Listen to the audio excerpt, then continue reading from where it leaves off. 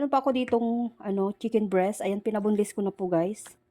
Tapos gagamit tayo ng ham. Ayan. Ngayon, hiwa-hiwain ko muna to bago ko ilagay sa food processor. So ito guys, yung ating chicken, kinat ko muna siya ng yung pa-square bago natin ilagay sa food processor para hindi naman mahirapan yung ating food processor. Tapos yung ating ham, ayan, in-slice ko na rin. Tapos gagamit tayo ng cheese, 2 itlog.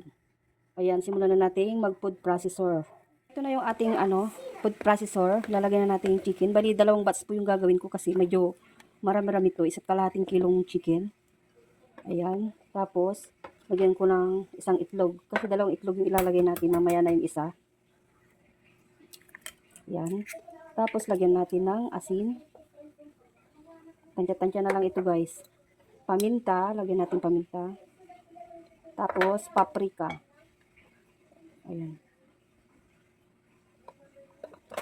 Lagay din ako ng magic sarap guys, pampadagdag lasa. Ayan, tansyahin ko na lang din. Konti lang yung nilagay ko guys ha. Ayan, tsaka natin siya gigilingin. Kung meron kayong panggiling na ganito guys, maganda siya. Ayan, tapos ilalagay ko na itong ating. Ayan guys, gilingin na natin. Ayan.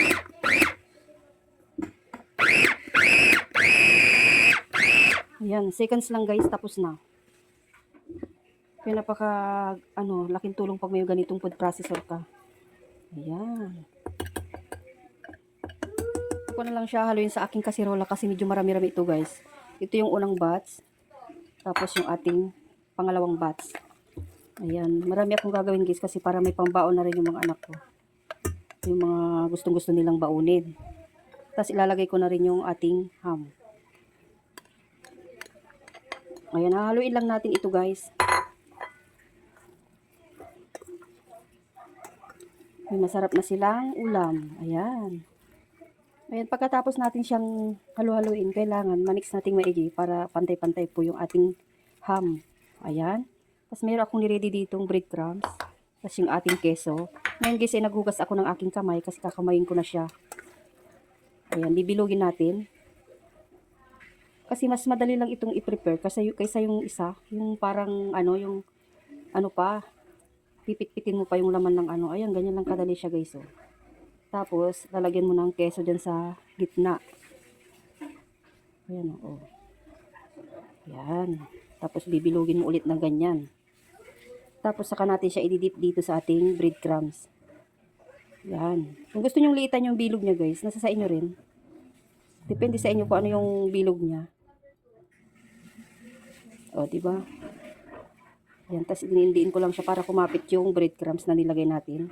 Ayan, ulitin ko ulit yung procedure.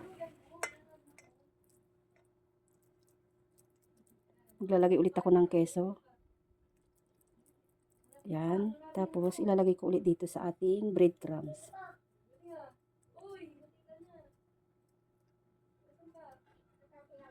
Ayan. Okay na to guys. Ito lahat guys yung nagawa ko. Ang dami rin oh, 'di ba? Tapos ngayon guys, ilalagay ko dito sa container para bukas meron naman silang babaunin. Ayan oh. Ilalagay ko siya dito. Marami-rami ito. Malaki-laki rin to guys kasi suntok ng ng bata. Ayan. Kailangan lagi may naka-prepared na baon ng mga bata kasi para hindi tayo magagahon pagka umaga. Tapos maglalagay ako ng plastic labo para hindi siya dumikit pagka Lalagay ko siya sa ibabaw.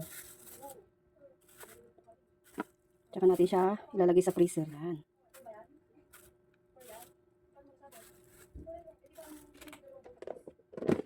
Tira ako ng lulutuin ko ngayon. Titikman namin. Ayan.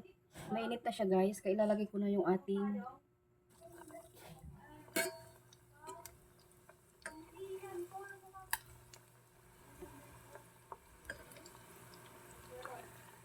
ayan guys. Ganyan na siya. Kailangan medyo ma-dark pa siya dito. Yung mapulang-mapula na siya. Saka natin siya hanguin. So, ayan guys, yung ganitong kulay na okay na yan. Ayan.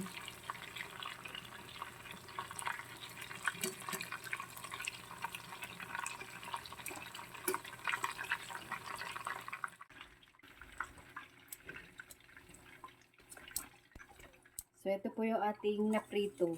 Ayan, ngayon naman gagawa tayo ng sauce. Ayan guys, may saucepan tayo dito. Ilalagay ko na yung margarine. Tapos 1 kutsara na flour. Ang lapit na mahulog. Okay, ilalagay na natin yung evaporated milk. Hinati ko lang yung isang lata guys. Yan, ganyan. Ayan, i-mix lang natin hanggang sa lumapot. Ko siya ng keso. Grated keso. Sarap guys pag may keso. Konting asin. Konting paminta natin ulit. Pakuluin lang natin ng konti. Ayan. So, ayan guys. Pag ganyan na yan, okay na yan. Ito na siya guys. Oh. Tapos lagyan natin ng sauce. Sarap nito guys. Ang sarap din papakin. Ito yung keso niya.